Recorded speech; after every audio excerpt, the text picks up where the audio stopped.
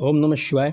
श्री शिव महापुराण विद्येश्वर संहिता दूसरे अध्याय शिव पुराण की महिमा और संहिताओं में भेद। दूसरे अध्याय में सूत जी बोले, हे मुनीश्वरों, जे आपने त्रिलोक हितकारी बड़ा अच्छा प्रश्न किया है। मैं आप लोगों की ऐसी रुचि देखकर श्री गुरु जी का स्मरण कर जो कहता हूँ उसे आदर सहित सुनिए। कली के पापों का नाश करने वाला परमार्थदायक शिव पुराण नामक ग्रंथ सब ग्रंथों से उत्तम और वेदांत सार का भी सर्वस्व है, जिसके पढ़ने सुनने से मनुष्य सर्वोत्तम शिव गति को प्राप्त होता है। जब तक इस ग्रंथ का उदय नहीं हुआ है तभी तक कलयुग में ब्रह्म हत्यादि पाप फैल रहे हैं। शास्त्रों में झगड़े, नाना प्रकार के उत्पात, क्रूर यम के भट्टों की निर्भयता, तीर्थों का विवाद, सत्यदान और देवताओं की मान्यता संबंधी विवाद सब तभी तक महितल पर हो रहे हैं जब तक श्री शिव पुराण का पृथ्वी पर उदय नहीं होता है। जब यह प्रत्यक्ष हो जाएगा तब शास्त्रों के परस्पर झगड़े आदि सभी इसकी गर्जना से समाप्त हो जाएंगे, क्योंकि भगवान वेद व्यास के कहे हुए इस पुराण का बहुत महत्व है। इसके कीर्तन और श्रवण से जो फल प्राप्त होता है वह सबका तो मैं नहीं कह सकता हूँ, किंतु उसका कुछ महात्म्य मैं आप लोगों से कहता हूँ। ध्यान देकर सुनिए। इसमें मैं अपनी ओर से कुछ नहीं कहूँगा, जो व्यास जी ने कहा है वही कहूँगा। व्यास जी ने कहा है, यदि शिव पुराण का एक या आधा श्लोक भी कोई पढ़ेगा तो वह पाप से छूट जाएगा, और यदि सावधानी से संपूर्ण पढ़े तो जीवन मुक्त हो जाए, और इसके अनुसार आचरण करे तो एक एक दिन में एक एक अश्वमेध का फल पाएगा। यदि कोई दूर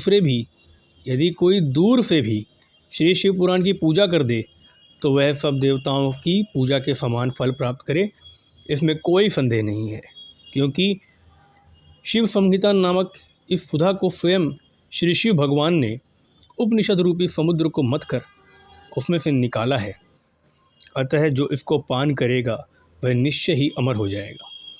यदि कोई एक मास इसे पढ़े तो ब्रह्म हत्यादिक पापों से भी वह मुक्त हो जाएगा, और शिवालय में या बिल्व के वन में जो इस संहिता को पढ़ेगा वह अद्भुत फल का लाभ करेगा। जो श्री भैरव जी की मूर्ति के सामने इसका 3 बार पाठ करता है उसके सभी मनोरथ पूर्ण होते हैं। यदि चतुर्थी के दिन निराहार रह बिल्व के मूल में बैठकर इसे पढ़े तो शिव जी की पूजा के समान है, और उसकी देवता भी पूजा करते हैं।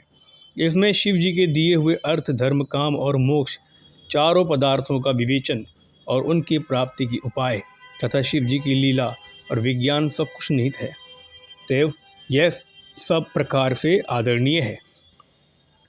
वेद और ब्रह्मा जी की सम्मति के अनुसार श्री शिव जी ने ही इसे पहले इस श्री शिव पुराण की रचना की, जिसमें विद्येश्वर संहिता, रुद्र संहिता, विनायक संहिता, उमा संहिता, मातृ संहिता, एकादश रुद्र संहिता, कैलाश संहिता, शतरुद्र संहिता, कोटि रुद्र संहिता, सहस्त्र कोटि रुद्र संहिता, वायवीय संहिता और धर्म संहिता, इतनी संहिताएं इस पुराण में सम्मिलित हैं। ये सभी पुण्यतर हैं।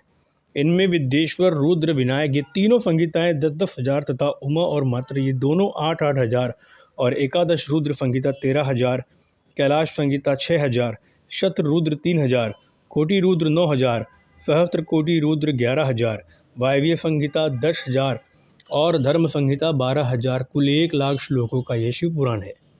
परंतु इसे शिव जी ने अब केवल 24 हज़ार का ही सबके लिए रख दिया है, जो और पुराणों में यह चौथा पुराण कहा जाता है। परंतु अब इसमें 7 संहिताएं ही प्रधान हैं। अन्यथा सृष्टि के आरंभ में शिव जी ने इसे 100 करोड़ श्लोकों में कहा था, और यह 24 हज़ार संख्याओं वाला शिव पुराण केवल इन 7 संहिताओं में ही शेष रह गया है, यथा विद्येश्वर संहिता, रुद्र संहिता, शतरुद्र संहिता, श्री कोटि रुद्र संहिता, श्री उमा संहिता, श्री कैलाश संहिता और वायवीय संहिता।